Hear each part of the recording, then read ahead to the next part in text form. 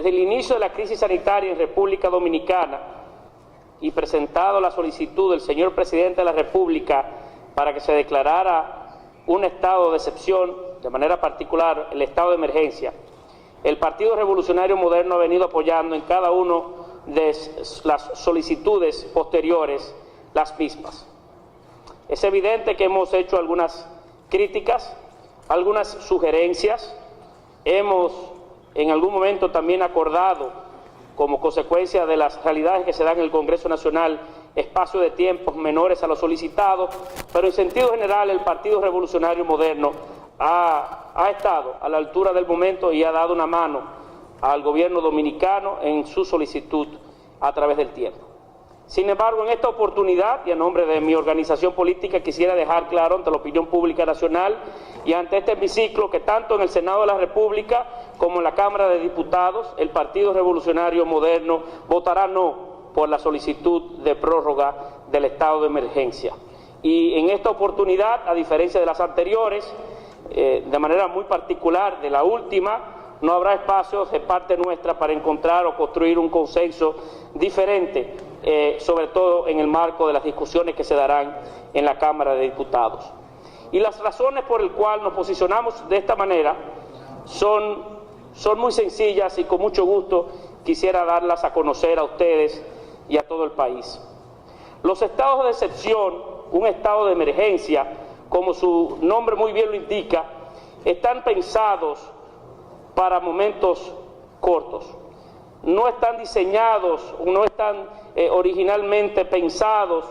para que fueran durante largos espacios de tiempo que se aplicaran, porque los estados de excepción son momentos en el que se le da el poder a un hombre de manera particular para que pueda limitar los más sagrados derechos constitucionales y fundamentales con el que gozamos todos los dominicanos y todas las dominicanas.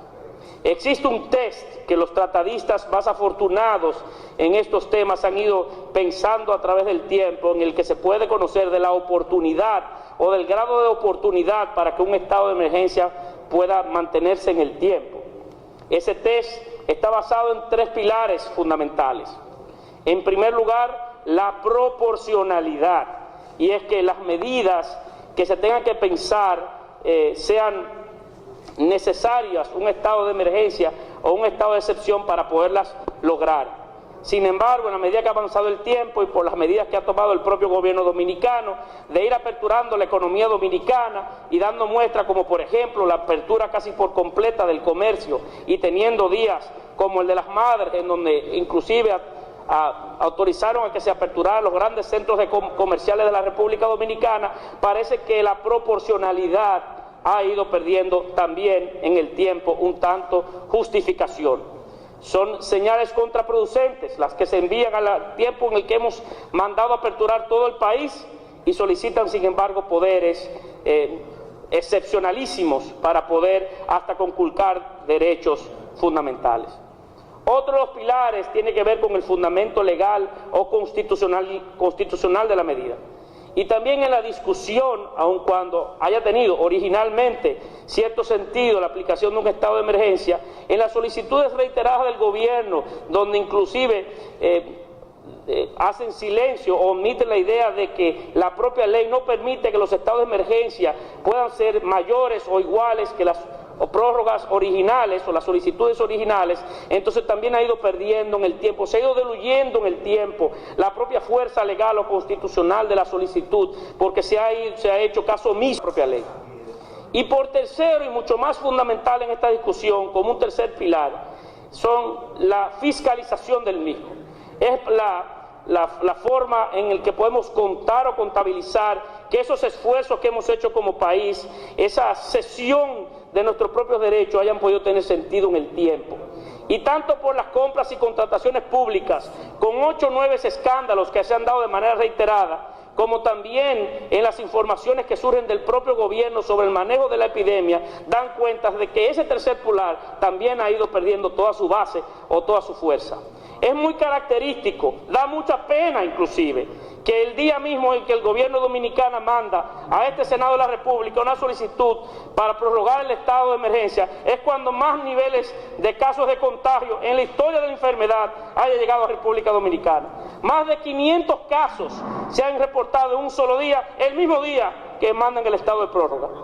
Pero cada solicitud que se ha hecho durante el transcurso de la pandemia es característico que esos días, los días previos, es cuando más casos se identifican. Y si tomamos, no, es así los retos que veamos la estadística, señor presidente de la comisión, con mucho gusto podemos verlo. Pero si inclusive vemos el histórico de la ocupación de camas como consecuencia del COVID, se darán cuenta que la ocupación de camas es casi estable. Esos supuestos picos que se dan cuando se quieren prórrogas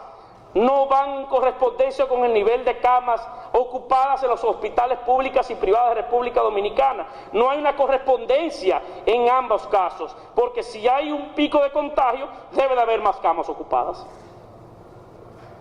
Por esas y otras razones, nosotros entendemos que un estado de emergencia como tal no debe ser concedido más. El gobierno dominicano goza en la ley de salud y en otros espacios legales de República Dominicana de las herramientas para cuidar de la salud del pueblo dominicano. La salud del pueblo dominicano no está en riesgo con estado de emergencia o sin estado de emergencia. Existen los resortes y los mecanismos para poder limitar una parte importante de la vida económica del país, así como también a través de propuestas o de esfuerzos desestimular el tránsito de ciudadanos en diferentes espacios del día, así como también en diferentes espacios de la propia sociedad. Recordamos que hay precedentes en el que inclusive con algunos mandatos presidenciales se han limitado los horarios de la apertura de negocios nocturnos para poder solventar o ayudar en aquel momento el tema de la seguridad ciudadana. Pongo solamente ese como los ejemplos. Sí, claro, siempre que no se extralimite el poder tampoco del gobernante, más allá de los propios límites que la Constitución de la República les aporta. La salud del pueblo dominicano no está en riesgo. Este no es el tema en discusión el día de hoy, sino uno diferente. Es que se ha llegado un momento en la crisis en el que algunos quisieran mantener el estado de ánimo, de preocupación, de miedo y de intimidación en la sociedad dominicana para poder obtener capital político apenas a días de unas elecciones presidenciales y congresionales. Ese es un uso lamentable de un momento como el que vive hoy la República Dominicana, que requiere de un ejercicio responsable de la acción pública y no utilizar un tema tan difícil como este, que toca las fibras más sensibles del ser humano para poder sacar una rentabilidad política de la pandemia del COVID-19.